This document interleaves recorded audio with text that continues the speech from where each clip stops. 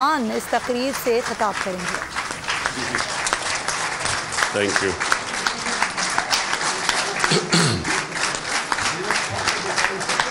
شکریہ جی۔ بسم اللہ الرحمن الرحیم۔ ایاک نعبد و ایاک نستعین۔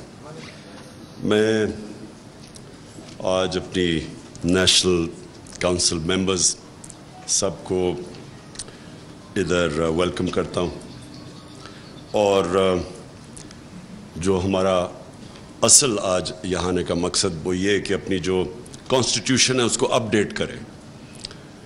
جو کامیابی کا کسی بھی آرگنائزیشن، انسان اور کسی بھی ملک کی کامیابی کا جو راز ہے وہ یہ ہے کہ وہ کانسٹنٹلی اڈیپٹ کریں، اپنی غلطیوں سے سیکھیں اور پھر چینج کریں اپنے آپ کو۔ جو کانسٹیٹیوشن ہے وہ بھی ایک ایسی ہے کہ وہ ہم نے بڑی آئیڈیلزم میں آج سے 26 سال پہلے کانسٹیٹیوشن بنائی تھی، پھر اپنے تجربے سے ہم ریئلائز کرتے گئے کہ کئی چیزیں پریکٹیکل نہیں ہیں اس کے اندر، اور کئی ہم بہت ہی آئیڈیلسٹک تھے، اور پھر ملک کی بھی چیزیں دیکھتے دیکھتے ہم نے چینج بھی کیا اور اڈیپٹ بھی کیا، لیکن ایک نتیجے پہ ہم آ گئے۔ اور میں خاص طور پہ کیونکہ میں نے تو ساری پارٹی کی ایولیوشن دیکھی ہے، مجھے تو وہ دن یاد ہیں جب ہماری سینٹرل ایگزیکٹو کی میٹنگ جب ہوتی تھی تو مشکل سے ہمارے 25 لوگ میٹنگ میں ہوتے تھے سینٹرل ایگزیکٹو کی، اور وہ پھر ہم جب تصویر لینا چاہتے تھے نا، وہ میڈیا کے لیے تصویر دینا چاہتے تھے تو ہمیں پھر وہ ملازم کو بھی وہاں بٹھانا پڑتا تھا تاکہ وہ لگے کہ پارٹی میں زیادہ لوگ ہیں۔ اور مجھے اپنی عورتوں کی تنظیم بھی بڑی اچھی طرح یاد ہے، جب ہم عورتوں کی میٹنگ کرتے تھے تو وہ بھی پھر اپنے گھر کی ملازمہ بھی لے کے آیا کرتی تھی تاکہ وہ ذرا نمبر لگے کہ ہماری کوئی عورتوں کی بھی تنظیم ہے۔ تو وہ ایک ایسی پارٹی کی ایولیوشن اس کی ہوئی جو کسی اور پاکستان کی تاریخ میں پولیٹیکل پارٹی کی ایسی ایولیوشن نہیں ہوئی۔ ایک ہی پارٹی تھی پیپلز پارٹی جو کہ ہمارے سامنے 4 سال میں ایک دم اقتدار میں آ گئی، لیکن وہ اس پروسیس سے نہیں گزری جس پروسیس سے ہم گزرے، اور وہ جو 2 مین پارٹیز تھی، 2 پارٹی سسٹم، وہ ہمارے سامنے دونوں پارٹیز سکڑتی گئی ہیں۔ جو کہ فیڈرل پارٹیز تھی وہ چھوٹی ہوتی ہوتی اب رہ گئی ہیں، پروونسز بھی، اس کے بھی ایک سینٹرل پنجاب میں رہ گئی ہے، انٹیریئر سندھ کی پارٹی رہ گئی ہے۔ تو ہم سے بھی سیکھنا چاہیے کہ کیا وجہ ہے، ایک انسان اپنی غلطیوں سے سیکھتا ہے، ایک دوسروں کی غلطیوں سے سیکھتا ہے۔ تو ہم نے جو سب سے چیز ریئلائز کی کہ پارٹی کبھی گرو کر ہی نہیں سکتی اگر وہ ادارہ نہیں بنتی اور اس میں میرٹ نہیں ہوتا، اور میرٹ تب آتا ہے جب پارٹی کے اندر الیکشنز ہوتے ہیں۔ اور ہمارا انفارچونیٹلی ہم نے بڑے ایمبیشس الیکشنز کروائے تھے، ایک بہت بڑا الیکشن کروایا 11 مہینے کا، اور اس کے اندر بڑی ہمیں مشکلات کے سامنا کرنا پڑا کیونکہ پاکستان میں کوئی پریسیڈنس ہی نہیں ہے الیکشنز کا پارٹی کے اندر۔ تو ہم نے اپنی طرف سے ایک پورا سسٹم ڈیولپ کرنے کی کوشش کی جو پوری طرح کامیاب نہیں ہوا۔ پھر ہم نے دوسری دفعہ ٹیکنالوجی کا استعمال کیا، وہ بھی انفارچونیٹلی وہ سسٹم ایسا تھا کہ پریکٹیکل جب اینڈ میں ہم نے اس کو ٹیسٹ کیا تو وہ ٹیکنالوجی وہ کامیاب نہیں ہوا۔ تو پارٹی کے الیکشنز کی سب سے امپورٹنٹ چیز یہ ہوتی ہے کہ جو الیکشن ہو وہ فری اینڈ فیئر ہو، لوگ سمجھیں اس کو، پروسیس میں بلیو کریں۔ اگر آپ کا الیکٹرل پروسیس ٹھیک نہیں ہے تو بجائے وہ پارٹی کو مضبوط کرنے کی وہ کمزور کر دیتا ہے، آپس میں لڑائیاں ہو جاتی ہیں۔ جب ایک بلیو ہی نہیں کرتے لوگ کہ یہ پروسیس ٹھیک ہوا تو پھر اندر آپس میں پارٹی کے اندر ڈویژنز پیدا ہو جاتی ہیں، تو وہ بجائے پارٹی کو مضبوط کرنے کے کمزور کر دیتی ہے۔ جس طرح کرکٹ کی دنیا میں جب نیوٹرل امپائرز آئے، نیوٹرل امپائر سے پہلے بھی ایک کرکٹ کی 150 سالہ تاریخ تھی، اور نیوٹرل امپائرز کے باہر بعد بھی جو کرکٹ دیکھتے ہیں انہوں نے ایک اس کا وہ جو فیز دیکھا ہے۔ نیوٹرل امپائرز آنے سے پہلے اپنے امپائرز ہوتے تھے، اور زیادہ تر کرکٹ گراؤنڈوں کے اوپر لڑائیاں ہوتی تھیں، جو ہارتا تھا وہ کہتا تھا امپائرز کی وجہ سے ہار گیا، اور بڑی بدمزگی ہوتی تھی۔ جب سے نیوٹرل امپائرز آئے، اور اس میں ہم پائنیئرز تھے، سب سے پہلے پاکستان نے اس کو چیمپئن کیا، اور ہم نے 1986 میں پہلی دفعہ دنیا میں نیوٹرل امپائرز کھڑے کیے، اور اس سے کیا ہوا کہ آج آپ کرکٹ کی دنیا میں دیکھیں کہ سارے جو ہارتا ہے وہ ہار ایکسیپٹ کر جاتا ہے, امپائرز کے اوپر نہیں ڈالتا, بالکل چینج آ گیا. تو اسی طرح ہمارا بھی پرابلم یہ ہے کہ ہمارا پاکستان کے الیکشنز جو ہوتے ہیں, کوئی بھی الیکشنز کے اندر سوائے 1970 کے جو بہت اچھا الیکشن ہوا تھا, اس کے علاوہ کوئی بھی الیکشن ایسا نہیں کہ جو ہارتا ہے وہ مانے کہ جی میں صاف اور شفاف الیکشنز کی وجہ سے ہارا ہوں. اسی لیے ہم نے یہ ای وی ایمز کا پوری کوشش کی. 2 سال 2.5 سال سے ہر کیبنٹ میٹنگ میں پوچھتا تھا ای وی ایمز کا پروگریس. اور ہمیں بدقسمتی سے یہ جو الیکشن کمشنر ہے, اس نے پوری کوشش کی اس کو سیبوٹاج کرنے کی. اس نے, حالانکہ الیکشن کمیشن کا تو کام ہے جو گورنمنٹ ایک الیکٹرل پروسیس دیتی ہے اس کو امپلیمنٹ کرے. اس نے پورا زور لگایا ای وی ایم مشینز نہ آنے پہ, اور اس کی وجہ تھی کیونکہ وہ 2 پارٹیز نے بھی اپوز کیا اس کو, اور اس کی بھی وجہ ہے کیونکہ ان کا سسٹم بنا ہوا ہے الیکشنز کی ریگنگ کا. ابھی جو یہ 20 بائی الیکشنز ہوئے, آخری 2 ہفتے ہماری پارٹی کی سب سے بڑا جو ہمارے آپس میں ہم بیٹھتے تھے اور جو سب سے بڑا کنسرن تھا, اور ساری کوششیں کیا ہو رہی تھی کہ ان کو الیکشن میں دھاندلی کرنے سے کیسے روکنا ہے. کوئی دنیا میں سوچے کہ ایسی برطانیہ میں الیکشن ہو تو سوچیں کبھی, یہ کوئی تصور بھی نہیں کر سکتا کہ آپ دوسروں کو دھاندلی کرنے سے کیسے روکتے ہیں. 2 ہفتے پہلے میٹنگز ہو رہی ہیں کہ کیا کیا طریقے ہیں دھاندلی کے, ہم نے روکنا کیسے ان کو.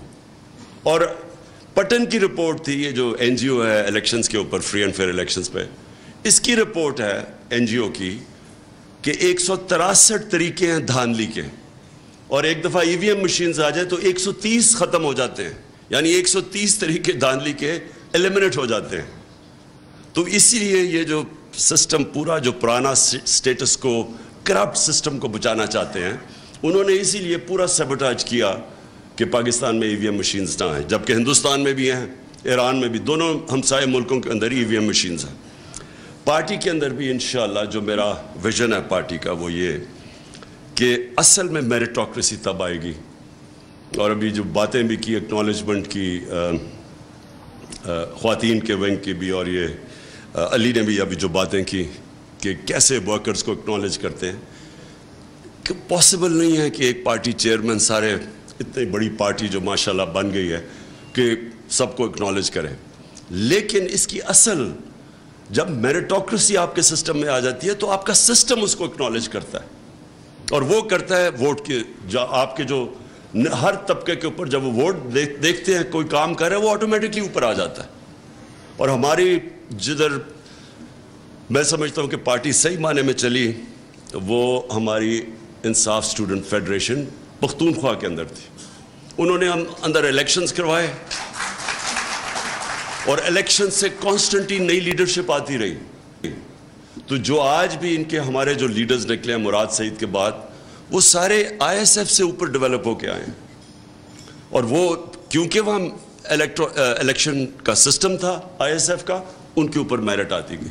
یہی ہماری انشاءاللہ جیسے ہم اس الیکشن سے فارغ ہوتے ہیں, یہ جنرل الیکشن سے, تو ہماری سب سے بڑی کوشش ہوگی کہ ہم امیجیٹلی پارٹی کے اندر ایک الیکشنز کروائیں, اور ایک ایسے پروسیس سے کروائیں, کیونکہ اب تو ہمارے پاس ٹیکنالوجی کے, اور ٹیکنالوجی تیزی سے آگے بڑھ رہی ہے, تو ہم انشاءاللہ ابھی سے ہی ٹیکنالوجی کا استعمال کر کے ایک بڑا الیکشن کروائیں گے, تاکہ نیچے سے جو بھی محنت کر رہے ہیں وہ اوپر آتے جائیں, اور پھر پارٹی کے اندر ہمارا وہ پروسیس ڈیولپ ہو جائے میرٹ کو اوپر لانے کے لیے. جو یہ 2 پارٹیز ہمارے سامنے ختم ہوئی ہیں, ان کی سب سے بڑی وجہ یہ ہے کہ ان کے اندر کوئی میرٹ نہیں, فیملی پارٹیز ہیں.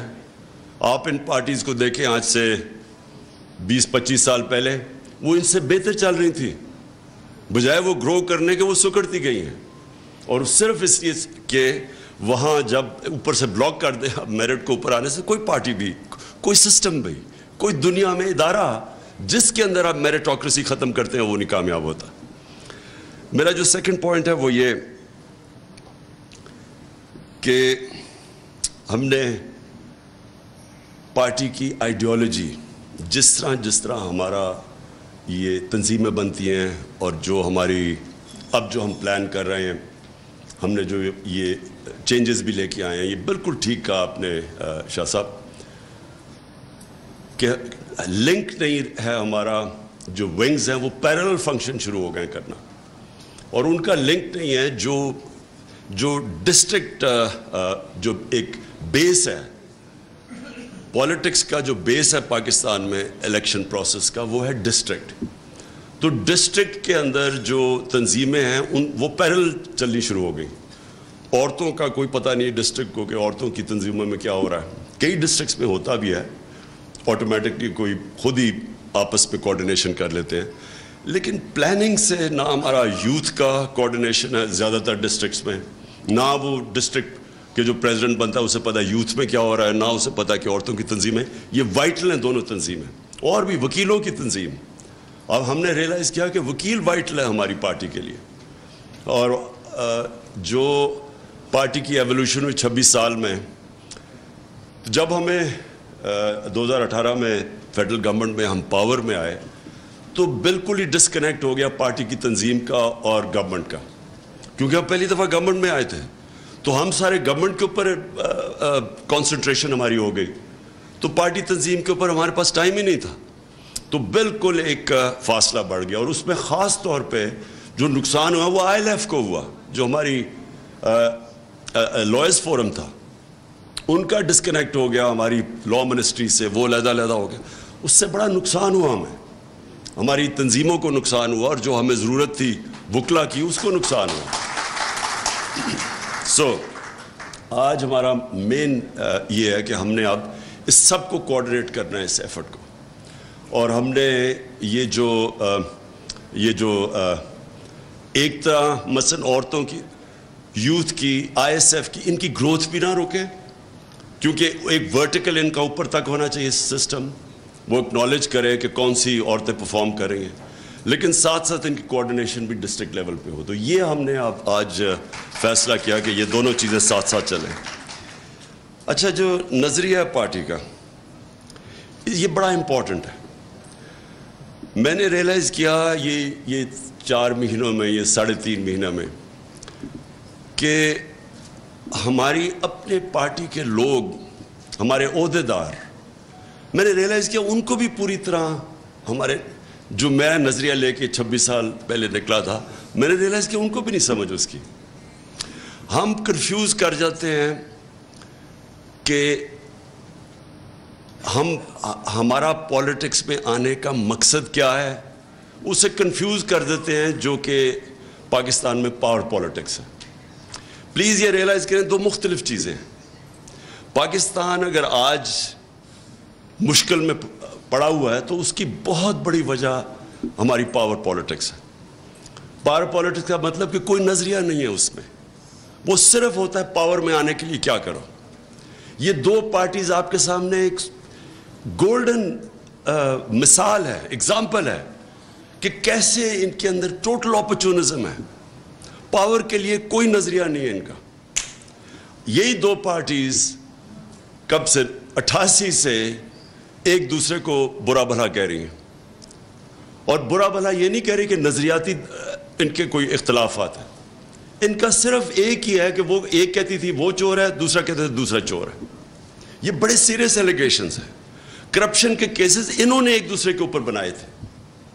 یہ کہہ رہی تھی کہ یہ نواز شریف نے یہ ہدایبہ پیپر مل میں منی لانڈرنگ کی, یہ کیس پیپلز پارٹی نے بنایا تھا, اور یہ سرے محل کا کیس اور جو $60 ملین پڑا ہوا تھا زرداری کا سوئٹزرلینڈ میں, یہ نون لیگ نے کیس بنائے تھے.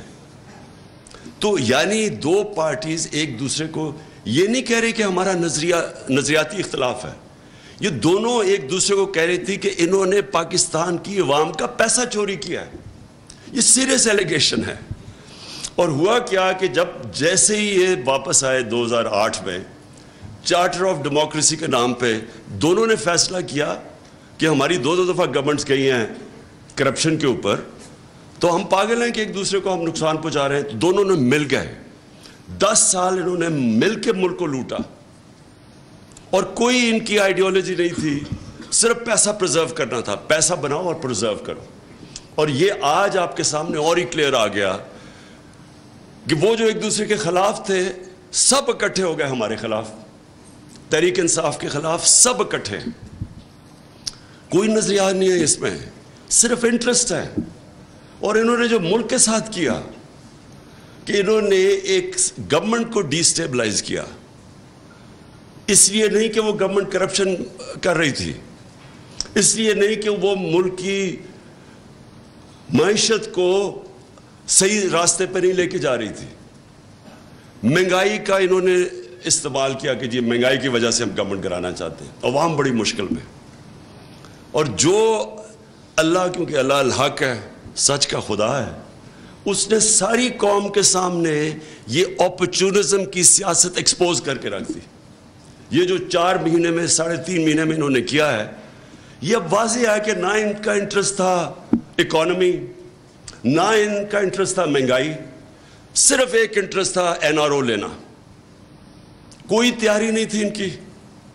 یعنی اگر انہوں نے پاور میں آنا ہی تھا اور اتنی سازش کر کے, تو کم از کم کوئی تیاری تو کرتے اکانومی کو ٹھیک کرنے کے لیے, کوئی روڈ میپ لے کے آتے, کوئی پلان کرتے کہ ہاں ہم آئیں گے. آتے ساتھ ہی وہ مفتاح اسماعیل بیٹھتا اور کہتا کہ یہ ہم کریں گے اور اس طرح ہم اپنی اکانومی کو سٹیبلائز کریں گے یا اٹھائیں گے. کوئی پلان نہیں تھا. پلان صرف ایک تھا, اسمبلی میں انہوں نے کیسے امینڈمنٹ پاس کر کے تو نیب کے قانون کو امینڈ کرنا تھا, اور 1100 ارب روپیہ آئی. یہ امیجن کریں کہ قوم ان 3.5 مہینے میں مہنگائی میں ڈوب گئی ہے, اکانومی بالکل ڈیفالٹ کی طرف جا رہی ہے. ان کی اچیومنٹ ایک ہے کہ 1100 ارب روپیہ ان کی کرپشن کا انہوں نے امینڈمنٹ پاس کر کے اس کو معاف کروانے کی کوشش کی, یعنی دوسرا NRO لینے کی کوشش کی. میں صرف سب کے سامنے ذرا یہ ان کی جو اچیومنٹس ہیں میں وہ بتانا چاہتا ہوں. NRO صرف ایک اچیومنٹ ہے, باقی یہ ذرا دیکھ لیں. جب نو کانفیڈنس موشن انہوں نے ٹیبل کیا تو پاکستان کی ایکسچینج ریٹ تھی 178 روپیہ. آج اوپن مارکیٹ پہ 250 روپے پہ پہنچ گئی. انٹرسٹ ریٹ, یہ بڑا امپورٹنٹ ہے انٹرسٹ ریٹ, کیونکہ بزنس ایکٹیویٹی چلتی, جتنا آپ انٹرسٹ بڑھاتے جائے بزنس ایکٹیویٹی کم ہو جاتی ہے, لوگوں کے پاس پیسہ نہیں ہوتا انویسٹ کرنے میں. 11% تھا مارچ میں, آج ہے 15.5%. جو ہماری ٹیکس کلیکشن تھی, ریکارڈ ٹیکس کلیکشن ہوئی پاکستان کی تاریخ میں. ہماری جو ٹیکس کلیکشن کی گروتھ ریٹ تھی مارچ میں وہ 32% تھی. اب جولائی کے اندر وہ آ گئی ہے 10% پہ گروتھ, یعنی کہ جو پیسہ اب اکٹھا ہو رہا ہے وہ گورنمنٹ کے پاس کم ہوتا جا رہا ہے. ہماری جو ایکسپورٹس ہیں اور ہماری جو ریمیٹنسز ہیں, دونوں کی ٹرینڈ نیچے آنا شروع ہو گئی ہے. یعنی کہ جو ڈالرز, اصل کرائسس کیا ہے, ملک میں ڈالرز کی کمی ہو گئی. تو جو چیزیں ہماری دور میں ریکارڈ ڈالرز آ رہے تھے پاکستان میں, ریمیٹنسز ریکارڈ پہ تھی, ایکسپورٹس ریکارڈ پہ تھی, وہ دونوں کے اندر کمی آنی شروع ہو گئی ہے. یہ سب سے خطرناک چیز اس لیے ہے کہ یہ ہمیں لے کے جا رہی ہے اب ڈیفالٹ کی طرف. اس کے بعد جو ان کی وجہ سے ڈالرز, اصل بیرونی جو خسارہ ہے وہ سب سے زیادہ تنگ کرتا ہے ہمیں. مارچ کے اندر جو بیرونی خسارہ تھا وہ $500 ملین تھا, آج 2.6 ارب ڈالر پہ پہنچ گیا بیرونی خسارہ. جو لوگوں کے لیے جو انہوں نے سب مہنگائی مارچ سب کچھ کیا کہ اب مہنگائی بہت زیادہ ہے, آج ذرا سن لیں کہ SPI مارچ کے اندر 17% تھی. اب یاد رکھیں کہ یہ ہم بھی IMF پروگرام میں تھے. یہ جو انٹرنیشنل کموڈٹی سپر سائیکل, یعنی جو قیمتیں اوپر گئی تھی تیل کی, وہ ہمارے دور میں بھی چلی گئی تھی. اس کے باوجود ہمارا جو SPI انفلیشن تھی, جو مہنگائی تھی, وہ 17% تھی, آج 38% ہے, 38%. اور جو گروتھ, جو یہ بھی خطرناک ہے, جو ہم نے ان دونوں حکومتوں سے کرونا کے باوجود سب سے زیادہ نوکریاں ہمارے دور میں دی گئی تھیں. امپلائمنٹ ہمارے دور میں سب سے زیادہ تھی, بلکہ فگرز آئی تھی ورلڈ بینک کی کہ بر صغیر کے اندر جس ملک میں سب سے کم بے روزگاری تھی وہ پاکستان تھا. اب گروتھ ریٹ جو ہمارے آخری سال میں 6% تھی, اب وہ پہنچ گئی, اب وہ پروجیکٹ ہو رہے 2.3% پہ. اس کا مطلب اکانومی کانٹریکٹ کرے گی, اس کا مطلب ٹیکس کلیکشن کم, اس کا مطلب بے روزگاری زیادہ. ریزروز جب نو کانفیڈنس موشن یہ انہوں نے درج کیا تھا, ٹیبل کیا تھا پارلیمنٹ میں, تو ہمارے ریزروز تھے $16.4 ارب. آج وہ پہنچ گئے ہیں $8.5 ارب, تقریباً آدھے ہو گئے. تیل, یہ ذرا بڑا امپورٹنٹ ہے آپ سب کے لیے, کہ اب مجھے یاد ہے 12 روپے ہم نے تیل کی قیمت بڑھائی تھی, تو بلاول نے کم پہ ٹانگنے والی مہنگائی مارچ شروع کر دی تھی سندھ سے, کہ وہ پتہ نہیں پبلک کتنی نکلے گی, 12 روپے پہ. اب یہ سنیں ذرا, ہمارے دور پہ جو تیل تھا انٹرنیشنل مارکیٹ میں وہ $110 کا تھا. انٹرنیشنل مارکیٹ میں ہمارے دور تیل $110 کا تھا. ہم جو پٹرول بیچ رہے تھے وہ $150 لیٹر تھا, پیٹرول $150 لیٹر, اور ڈیزل $144 لیٹر. انٹرنیشنلی تیل کی قیمت تھی $110. آج انٹرنیشنلی تیل کی قیمت ہے $95, اور ڈیزل بک رہا, پیٹرول بک رہا ہے $227 لیٹر, اور ڈیزل ہے $244 لیٹر, جبکہ آپ کے سامنے. اور اس کے علاوہ جو عام لوگ استعمال کرتے ہیں کوکنگ آئل, گھی, اس کی قیمت نیچے آ گئی ہے انٹرنیشنل مارکیٹ میں, لیکن یہاں $200 اوپر چلی گئی ہے گھی یا کوکنگ آئل کی قیمت. جو اور بڑی خطرناک چیز ہے وہ ہے large scale manufacturing, industrial growth, جس کی وجہ سے نوکریاں ملتی ہے, گروتھ ریٹ بڑھتی ہے. تو ہماری مارچ کے اندر یہ بڑا امپورٹنٹ ہے آپ کے لیے, لارج اسکیل مینوفیکچرنگ کی گروتھ 26% تھی. آج وہ مئی کے اندر وہ 10% پہ آ گئی تھی, 26 سے 10% پہ, اور آگے جو حالات نظر آ رہے ہیں وہ اس سے بھی نیچے آئیں گے. بجلی لوڈ شیڈنگ ہمارے دور میں اور یہ آج کمپیئر کر لیں اب لوڈ شیڈنگ کدھر ہے. کہنے کا میرا مقصد یہ ہے کہ جب انہوں نے یہ سازش کے تحت ہماری گورنمنٹ گرائی تھی تو پاکستان میں کون سا بڑا کرائسس آیا تھا, کیا ضرورت پڑی تھی ان لوگوں کو جو دیکھ رہے تھے یہ سازش ہو رہی ہے, اور انہوں نے فیصلہ کیا کہ جی ہم کچھ نہیں کریں گے. آج وہ بھی ذمہ دار ہیں یہ جو ہو رہا ہے ملک کے ساتھ. آج 4تھے نمبر پہ اب پاکستان دنیا میں وہ ملک جو سری لنکا کے بعد ڈیفالٹ کرنے جا رہا ہے, 4تھے نمبر پہ ہے. یہ جو ملک ادھر جا رہا تھا جدھر یہ اب جا رہا ہے, پتہ نہیں کتنی دیر لگے گی کہ اس ملک کو آپ واپس اٹھائیں گے, کیونکہ اس کے بھی ڈائنامکس ہے. جب بزنس کانفیڈنس ہی ختم ہو جاتا ہے. آج اب آرمی چیف کال کر رہے ہیں امریکنوں کو کہ وہ شرمن کو کہ جناب ہمیں IMF سے سفارش کر کے ہمیں وہ پیسے دلوا دیں.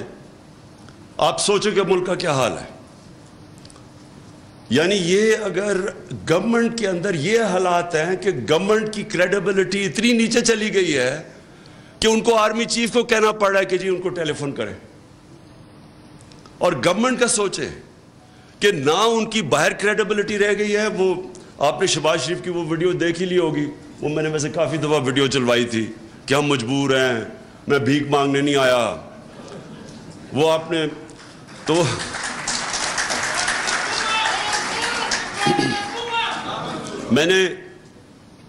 مجھے خوشی یہ ہوئی کہ یہاں کئی ایسے لوگ تھے جو سمجھتے تھے کہ وہ اشتہار دیکھ کے نا, کیونکہ شہباز شریف نے 50 ارب روپیہ تو اشتہاروں پہ ہی خرچ کیا تھا, وہ اشتہار دیکھ کے یہ سمجھتے تھے کہ اس سے بڑا جینیس آیا ہی نہیں ہے کبھی پاکستان میں.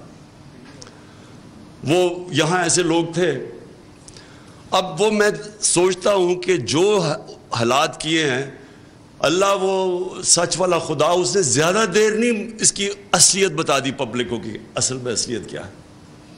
اصلیت یہ ہے ان کی کہ نہ انہوں نے آج تک کبھی اس ملک کی اکانومی کو اٹھایا ہے, نہ انہوں نے اس ملک کے اندر کبھی بھی کوئی اصلاحات کی ہیں, نہ انہوں نے کبھی ملک کے فیوچر کا سوچا. یہ ہم پہلی دفعہ ہماری گورنمنٹ تھی جس نے بلین ٹری سونامی شروع کی, درخت ماحولیت کا سوچا. کسی نے سوچا ہی نہیں تھا ماحولیت کا. یہاں ماحولیت کا سوچنا تو دور کی بات ہے. انہوں نے جو پرانے ہم انگریز کے بنائے ہوئے تھے جنگل وہی کٹوا دیے.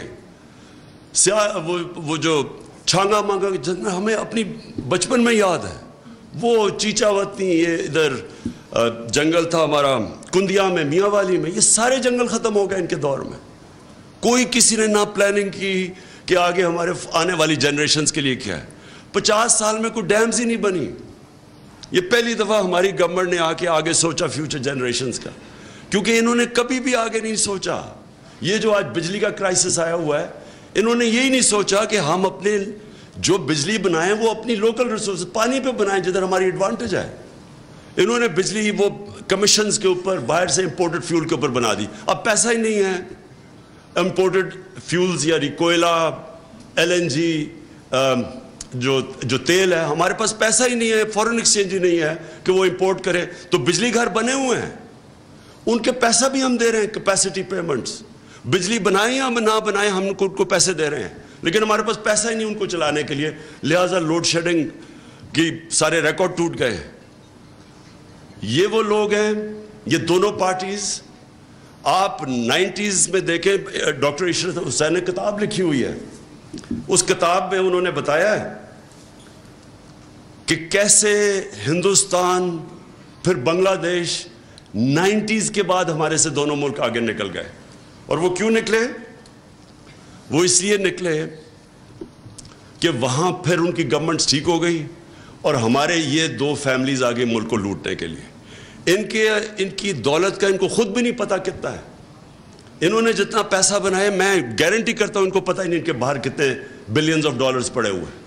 لیکن ملک کا حال یہ ہے کہ جس ملک نے تیزی سے ان سے آگے ترقی کر رہا تھا, وہ ملک کا آج یہ حال ہے کہ 4تھے نمبر پہ انہوں نے پہنچا دیا ہے, وہ ملک جو ڈیفالٹ کرنے جا رہا ہے. میں ایک چیز ضرور آگے اپنی پارٹی کی طرف سے, پہلے تو ہم اپنی تجویز دیں گے. دیکھیں, کبھی بھی اس ملک کے اندر ہمیں کبھی اجازت نہیں دینی چاہیے کوئی اس ملک کی قیادت کرے جس کا سب کچھ پاکستان میں نہ ہو. یہ کیا وجہ ہے کہ آپ پاکستان کے پرائم منسٹر بننا چاہتے ہیں, وزیر بننا چاہتے ہیں, پیسہ آپ نے ملک سے باہر رکھا ہوا ہے. بچے کہتے ہیں ہم پاکستان کے شہری نہیں ہیں, ہم برٹش پاسپورٹ ہولڈر ہیں, اس لیے جواب دہ نہیں ہیں. اربوں روپے کی پراپرٹیز میں یہ رہتے ہیں وہاں. جو یہ حسن, کیونکہ میں تو لندن جانتا ہوں, جو پراپرٹیز میں یہ رہتے ہیں وہ بلینز کے اندر ہے. میں آپ کو گارنٹی کرتا ہوں کہ برطانیہ کا کوئی پرائم منسٹر افورڈ نہیں کر سکتا ان علاقوں میں رہنے میں جدھر یہ اور اس کے بچے رہ رہے ہیں. برطانیہ کا 6 کروڑ آبادی ہے, ہماری 22 کروڑ ہے, اس کی 6 کروڑ, ان کا 50 گنا زیادہ ہمارے سے GDP ہے. ان کی سالانہ آمدنی 50 گنا ہمارے سے زیادہ ہے. ان کا کوئی پرائم منسٹر نہیں رہ سکتا مے فیئر اور ہائیڈ پارک میں جس طرح یہ نواز شریف اور اس کے بچے رہ رہے ہیں, اور ایک نہیں بتا سکتے کہ پیسہ کیسے گیا پاکستان سے باہر. تو کیا وجہ ہے کہ ہمارا ملک, کہ ہمارے ملک کی لیڈرشپ, ایلیٹ ملک سے باہر سارا پیسہ باہر رکھتے ہیں, باہر پراپرٹیز ہیں, باہر آف شور اکاؤنٹس ہیں, اور ملک کی قیادت بھی کرنا چاہتے ہیں. اگر آپ کے پاس آج باہر, آپ ملک کے باہر پیسہ رکھا ہوا ہے تو 3 وجوہات ہیں. ایک کہ چوری کا پیسہ, کرپشن کا پیسہ ہے, آپ کو چھپانا پڑتا ہے کیونکہ اگر آپ ملک میں رکھیں گے تو وہ نظر آ جائے گا, اس لیے آپ کو ملک سے باہر بھیجنا پڑتا ہے. زیادہ تر ڈیولپنگ ورلڈ کے اندر ایلیٹس اس طرح پیسہ باہر بھیجتی ہیں کیونکہ وہ اربوں میں جب پیسہ بناتی ہیں تو وہ تو بستر کے نیچے نہیں چھپ سکتا. وہ کبھی کبھی کوئی, وہ جس طرح کوئی سندھی پولیٹیشین تھا, اس کے گھر کے اندر ہی سونا پتہ نہیں کتنا ملا, عموماً وہ باہر بھیج دیتے ہیں پیسہ.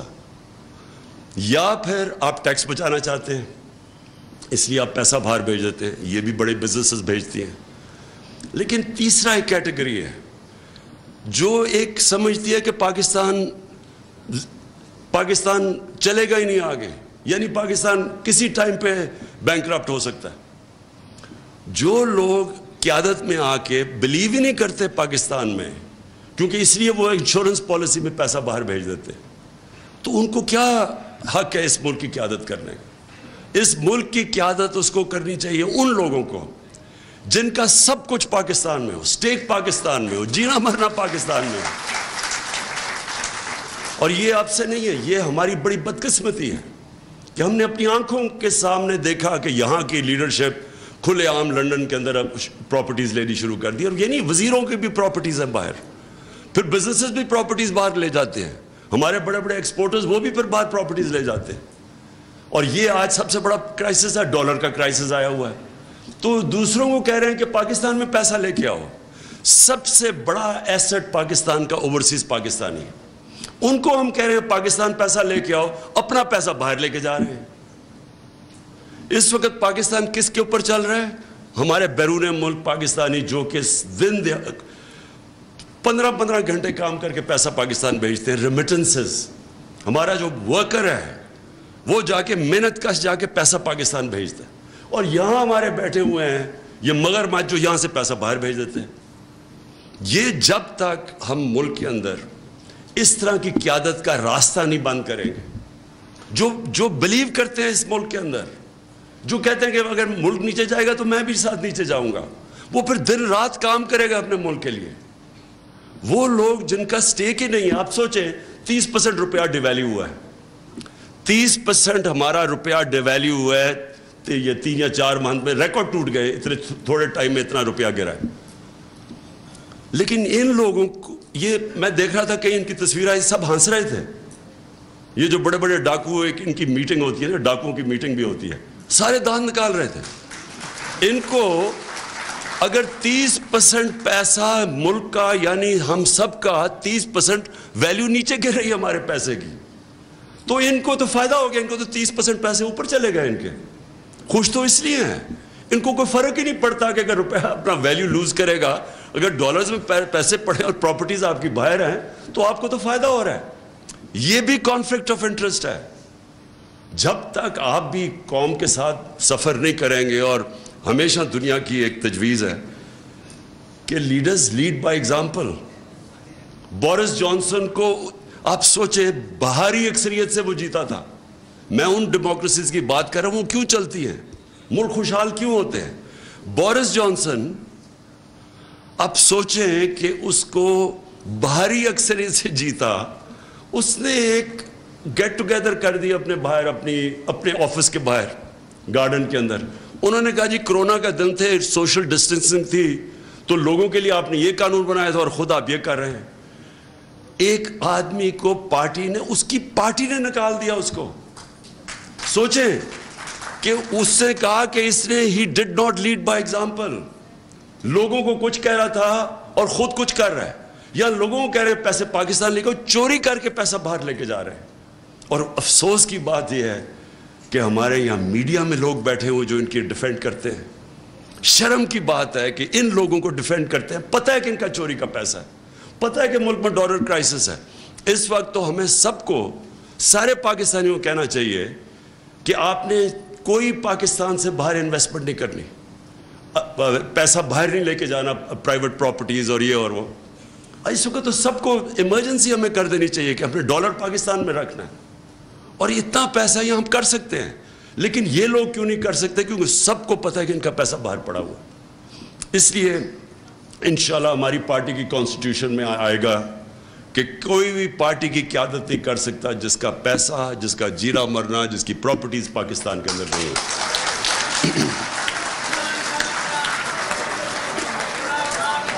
میں آخر میں جی, میں پھر سے آپ کی جو آئیڈیالوجی جو پارٹی کی ہے اس کے اوپر میں آنا چاہتا ہوں.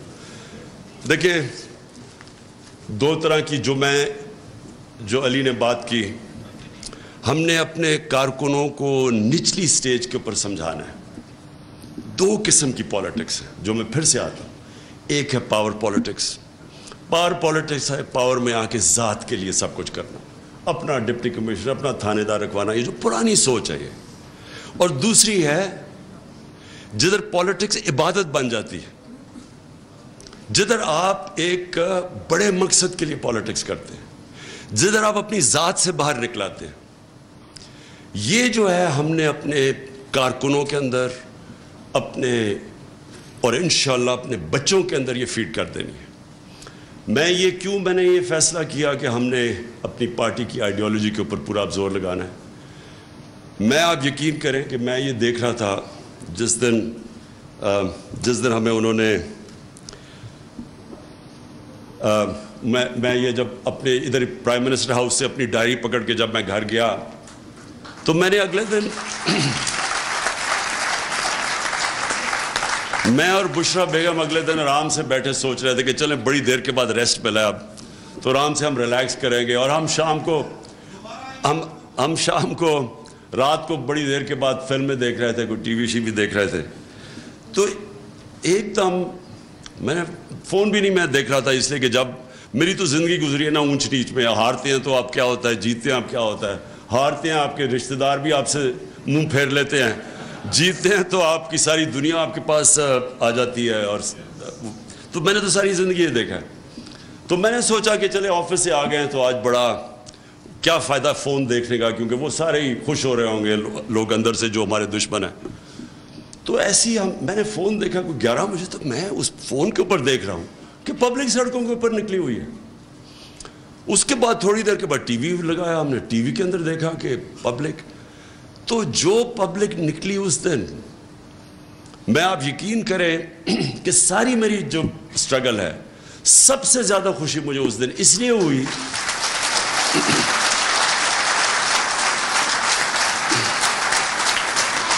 کہ اس لیے کہ دیکھیں کامیابی کیا ہوتی ہے.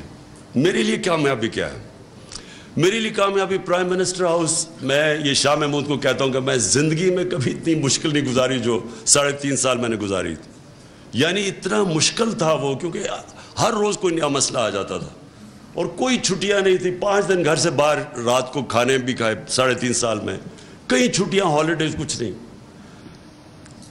لیکن یہ جو مجھے خوشی ملی کہ جب آپ دیکھتے ہیں کہ آپ کی قوم کے اندر شعور آ گیا ہے, جب ایک ہجوم قوم بن گئی ہے, یہ مجھے خوشی ملی کہ دیکھیں پاکستان کو پتہ ہی نہیں کہ پاکستان کتنا طاقتور اللہ نے بنایا. ہمیں اپنی طاقت کا ہی نہیں پتا. ہم وہ لوگ ہیں جن کو سمجھ ہی نہیں ہے کہ یہ کتنی بڑی نعمت ہے یہ ملک. ہم وہ ہیں جن کے اندر کوئی کبھی سمجھ نہیں آئی نظریہ پاکستان کیا تھا. پاکستان کا مطلب کیا, لا الہ الا اللہ, اور لا الہ الا اللہ کا راستہ وہ ہے اور ہم اس راستے پہ نکلے ہوئے ہیں. جو قوم کیسے بننی تھی, تیرا میرا رشتہ کیا, لا الہ الا اللہ. کیونکہ وہ کیا تھا کہ وہ قوم کو اکٹھا, جب آپ کا نظریہ ہوگا تو آپ نیشن بنیں گے نا. نظریہ تو وہ ہے, سمپل نظریہ ہے ہمارا. اسی کے اوپر مدینہ کی ریاست میں نبی صلی اللہ علیہ وسلم نے سب کو اکٹھا کیا تھا, سب انسانوں کو اکٹھا کیا تھا. مساق مدینہ میں اس میں وہاں کرسچنز بھی تھے, اس میں یہودی بھی تھے, ان سب کو انہوں نے کمیونٹی میں بنا دیا تھا, انسانوں کو اکٹھا کیا تھا. اس لیے ان کو رحمت العالمین کہتے ہیں, سب انسانوں کے لیے رحمت بن کے. ہم نے کبھی اس کا نہ اس کے اوپر کوئی تبصرہ کیا, نہ سوچا کہ یہ کیوں بنا تھا ملک, کیوں ہندوستان کے مسلمانوں نے پاکستان کو ووٹ دی تھی. کیونکہ وہ ایک بڑا خواب تھا پاکستان کا, اس کے اوپر آئے نہیں, اور آہستہ آہستہ ہم ادھر نکل گئے جدھر یہ جو آج ہمارے حالات ہیں. اس سے ہم نکلیں گے یہ نظریے کی وجہ سے, جب پاکستانی یہ ریلائز کر لیں گے کہ ہم ایک بڑے مقصد کے لیے بنے تھے اور ہم ایک قوم ہیں. تو قوموں کے لیے یہ قرضہ اتارنا کوئی مشکل کام نہیں ہے. آپ کے اس وقت 1 کروڑ باہر پاکستانی ہیں, 1 کروڑ ہیں باہر پاکستانی. جس دن ہم نے ان کو موبلائز کر لیا, یہ قرضہ آسانی سے آپ کا اتر جائے گا. کیونکہ میں تو جانتا ہوں پاکستانیوں کو, بار میرا سب سے زیادہ کنیکشن ہے. وہ لوگ ہیں جو کہ ہمیں شارٹ ٹرم کے اندر یہ جو ڈالر ڈیفیسٹ ہے ہمارا وہ اتار دیں گے, لیکن وہ تب جب ان کو پرائیڈ ہوگی اپنے ملک سے. اس وقت ان کو ملک نہیں نظر آتا. یہ جب اوپر چور سارے اکٹھے دیکھتے ہیں, روگز گیلری کو اکٹھا دیکھتے ہیں آپ, تو قوم نہیں لگتی, لوگ ڈر جاتے ہیں. ریمیٹنسز گر رہی ہیں ہماری, کیونکہ ان کا کانفیڈنس چلا گیا. روشن ڈیجیٹل پاکستان میں جو گرو کر رہا تھا وہ نیچے چلا گیا. بیرون ملک پاکستان میں کانفیڈنس نہیں ہے اس وقت. یہ جب کانفیڈنس آ گیا آپ یقین کریں کہ یہ ہم سارے کرائسس سے نکل جائیں گے. اس لیے انشاءاللہ ہم نے اپنی آئیڈیالوجی لوگوں کو بتانی ہے. میں نے جب یہ کیمرے جاتے ہیں, جب ہم کال دیتے ہیں, یہ کبھی بھی نہیں ہوا پاکستان میں, کال دیتے ہیں پبلک سڑکوں پہ آ جاتی ہے. وہ جب یہ الیکشن کا سپریم کورٹ نے رزلٹ آیا تو ہم 9:30 بجے تھے رات کے. میں نے سوچا اب چلو کل انوائٹ کرتے ہیں لوگوں کو ہم سیلیبریشن کے لیے. وہ میں جب تک گھر پہنچا ہوں تو میں دیکھا وہ ساری پبلک خود ہی سڑکوں کے اوپر آ گئی. تو یہ ملک, تو یہ قوم بننے جا رہی ہے, قوم بننے جا رہے ہیں. اور یہ ہے سب سے خوشائن چیز. آج ہم نے اپنی تنظیمیں اس لیے بنانی ہیں کہ اس وقت سب سے بہتر ٹائم ہے اپنی پارٹی کو منظم کیا جائے. ہم نے 26 سال میں منظم کرنے کی نہیں کوشش کی. ہماری جو کانسنٹریشن تھی وہ ہم تحریک تو چلا دیتے تھے لیکن پارٹی نہیں بنتی تھی, کیونکہ ہم نے کبھی بھی ایک کنسرٹڈ ایفرٹ پارٹی بنانے کی نہیں کی. اور جب پارٹی بنتی ہے اس کی نظریہ ہمیشہ سامنے ہوتا ہے. پارٹیز نظریے پہ بنتی ہیں. تو نظریہ تو اب ایسا ہے, میں نے جب وہ دیکھا وہ کیمرہ لے کے جاتا ہے کراؤڈ کے اندر, یہ جو پبلک نکلتی ہے خود ہی سڑکوں پہ, تو میں دیکھتا ہوں کہ چھوٹے چھوٹے بچوں کو بھی ہمارا نظریہ کا پتہ چل گیا. ہمارے چھوٹے بچوں کے سامنے جب وہ مائک لے کے جاتے ہیں تو میں حیران ہوتا ہوں کہ وہ بھی سمجھ گئے ہیں کہ لا الہ الا اللہ پاکستان کا مطلب. لیکن بدقسمتی سے میری پارٹی کو ابھی تک پوری طرح میرا نظریہ نہیں پتہ چلا.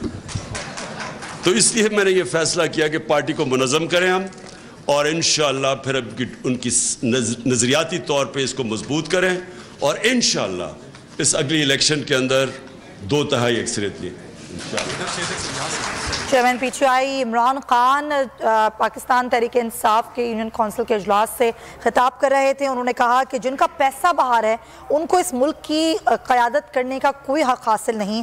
انہوں نے یہ بھی کہا کہ ان لوگوں کو کوئی پرواہ نہیں ہے کہ ڈالر اوپر جا رہا ہے اور روپیہ نیچے جا رہا ہے. ایک کیٹیگری ایسی ہے جو ٹیکس بچانے کے لیے اپنا پیسہ باہر بھیجتی ہے. عمران خان نے